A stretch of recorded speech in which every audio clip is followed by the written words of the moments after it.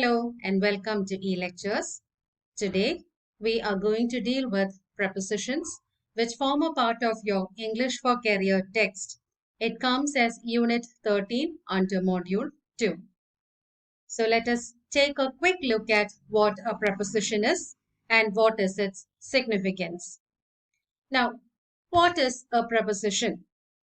In very simple terms, or to define it in very simple and understandable form, a preposition is a word, it can be any word, that indicates place, position, direction, and relationship in sentences.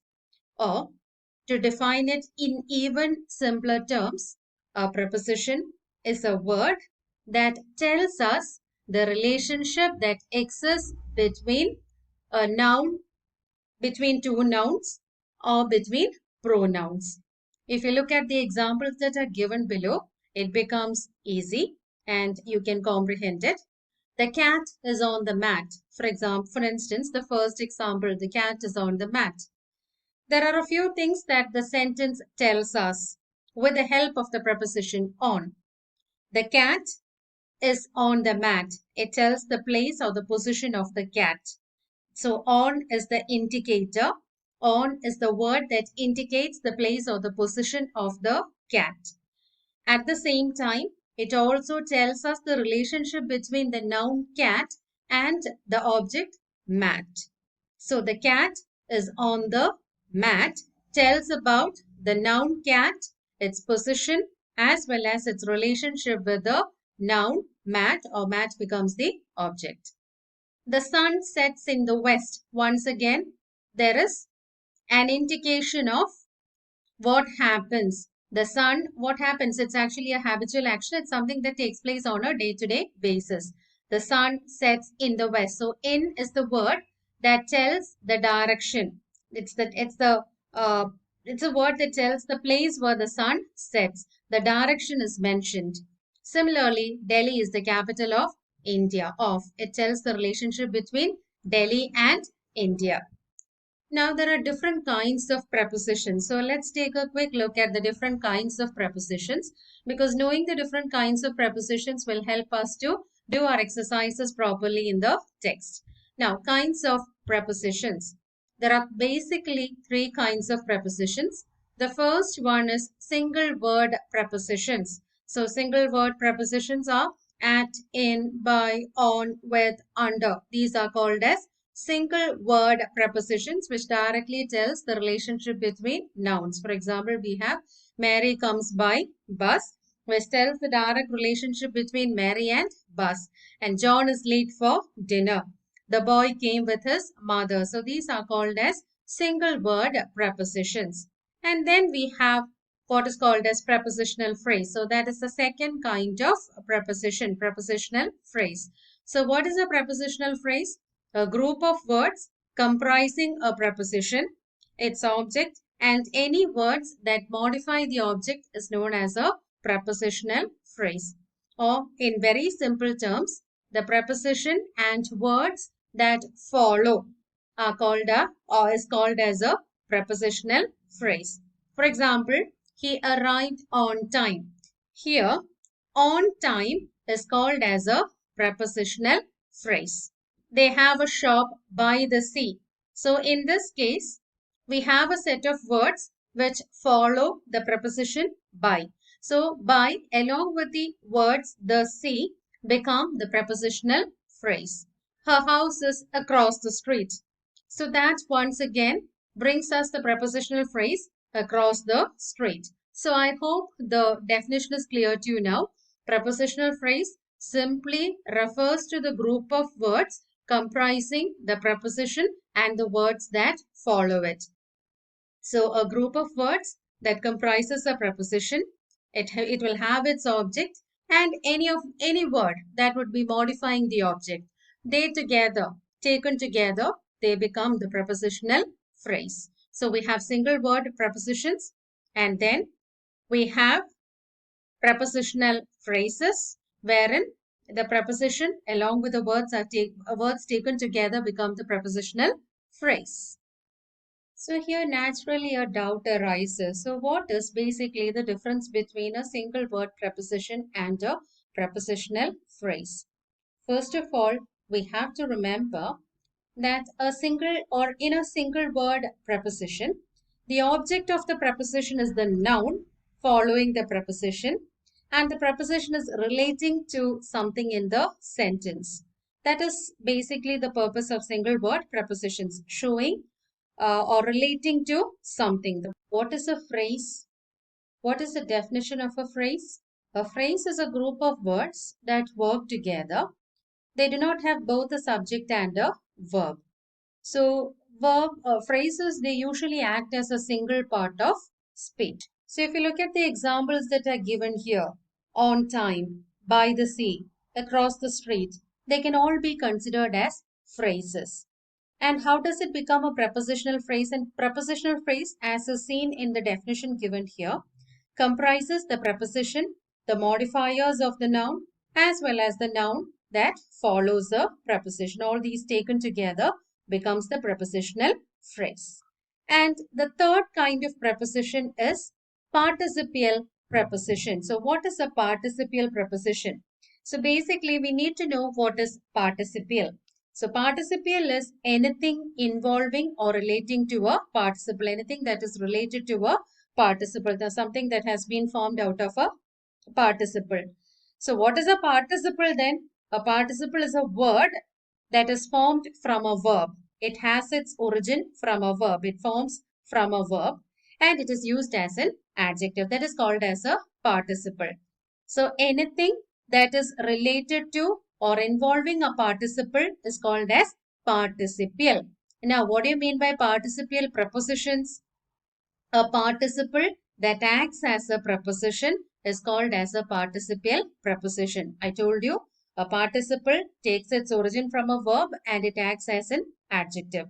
And anything that is related to a participle is called as a participial. Therefore, a participial preposition is a word that functions as a participle. It's a participle that functions as a preposition. Usually words that end in ing and ed, such as provided, following, during, concerning, they are called as participial prepositions. For example, the children were talking during the class. May is not interested in anything concerning the company. So we have the words formed with ing. We have during and concerning, which are called as participial prepositions.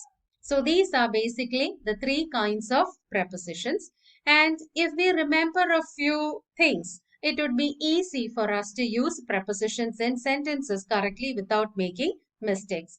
There are three major kinds of prepositions: single word prepositions, prepositional phrases, and finally participial prepositions.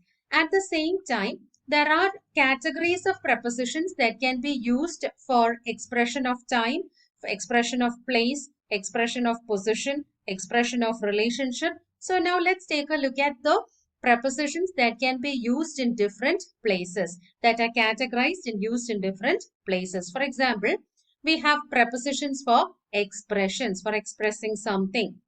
For instance, expression of time. So if you look at the examples that are given here, we have the prepositions at, for, during, on, since, in, all of these being used in order to express time. How do we do that? The train leaves at 2:45. So that is an expression of time. I study for 10 hours. We work during the day and sleep during the night. My wife was born on 30th September 1992. Cricket is played in summer. All of these prepositions have been used here in order to indicate time. So one thing that you have to note before is that the prepositions at, on, and in are not used if the noun giving a time is preceded by an adjective. This is a mistake that is commonly made by students or by you ordinary speakers. I will call you on tomorrow. That is not needed. Why? Because it's mentioned here. These prepositions like at, on, and in, they are not used if the noun indicating time is preceded by an adjective. I will call you tomorrow. So in here we have you, which is a pronoun, and tomorrow becomes an indicator of the day, and it is preceded. Here the noun is also preceded by an adjective, and therefore you need not have to specify the preposition. It can just be I will call you tomorrow. I will visit you tomorrow. You need not have to add in, on, or at in this place. So this is how we express time. And next is expression of place. The preposition in, that is mainly used for indicating places that are larger, and also roads and streets. And at is used in order to indicate places that are of a shorter perimeter or shorter purview.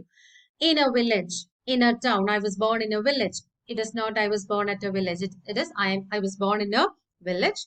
I was born in a town, or and then she was born in a town. She lives in Baker Street. So in is used to express place. It is used for indicating places that have larger, that are broader, that are larger, and they are also used in order to indicate roads and streets. And at is used for smaller places, like she lives at Varkala, because Varkala is a smaller place that forms a part of a larger place. So when you want to refer to smaller places, you use the expression or use the preposition at. So if you keep this in mind, it becomes easy for you when you apply it in sentences. So expression of time, expression of place. Next is prepositions of position. It tells where the position. It tells about the position. Now, for example, between. Between is used for two persons, only for two persons, not more than two. Between cannot be used for more than two persons. It is only used for two persons or two items. Now, the Mediterranean Sea is between Europe and Africa. That shows the position. And among is used with more than two persons or things. We divided the sweets among ourselves because there are more than two. If it was between two, we divided the sweets between us. But now it is, if it is more than two, then the preposition among should be used. I saw him among the crowd. Then other prepositions of position include above, over, below, under, beneath. The cat lay under the table.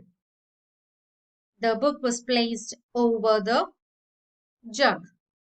So similarly, you can find out examples. So these are the ways by which you express prepositions of position. And then we have prepositions of direction. Once again, telling us the direction. To, towards, into, for, you must go to him. It shows the direction you have to go to him. The goat jumped into the well. In which direction did it jump? It jumped straight away into the well. He will leave for Chennai. That is the direction in which he is intending to go. He will leave for Chennai. Then OFF, off. It refers to separation, as in John slipped off the bike. From is also used to indicate the point of departure. He came from London yesterday. So it's from London that he departed and he has come over. He came from London yesterday.